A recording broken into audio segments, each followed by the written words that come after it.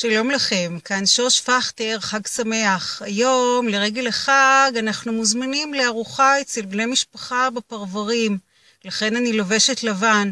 לעתים זה טוב להתרחק קצת מאזור המרכז אל הפריפריה ולראות מה יש כאן. הרוח, האוויר, הירוק, השיחים, הקוצים, הדרדרים, פשוט מזכירים לי שניתן ליהנות מהפשטות של הטבע, שלא כל הזמן חייבים ליהנות רק על ידי מזון ואכילה. אני יושבת בסמוך לשער מחוץ לבית על מנת שלא להתפתות ולנשנש מן הכיבוד ההולך ונערם על השולחן טרם הגעת האורחים. תוך כדי שאני יושבת אני נוטלת לי צמד תבניות שוש לשובע, העשירות בסיבים תזונתיים, המתנפחים עם כל שתייה של כל משקה, גם שחר.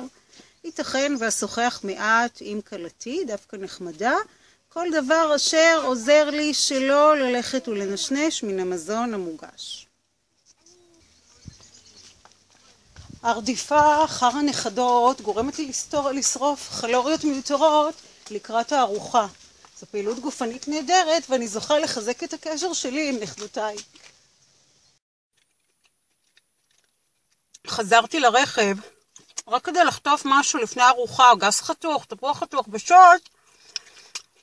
אם אני אגיע מורעבת לארוחה, יש סיכוי סביר מאוד שאני מלא את הצלחת רק לפי העין, ולא לפי הרעב האמיתי ותחושת הרעב, את מבינה?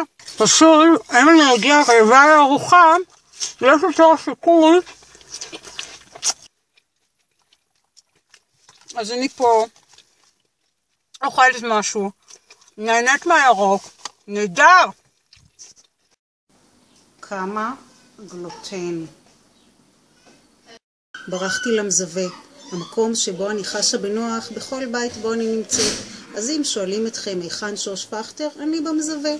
עד כאן, השלום לי, שוש פכטר, מאמנת לתזונה נבונה. שיהיה לכם חג שמח ולהתראות בסרטונים הבאים.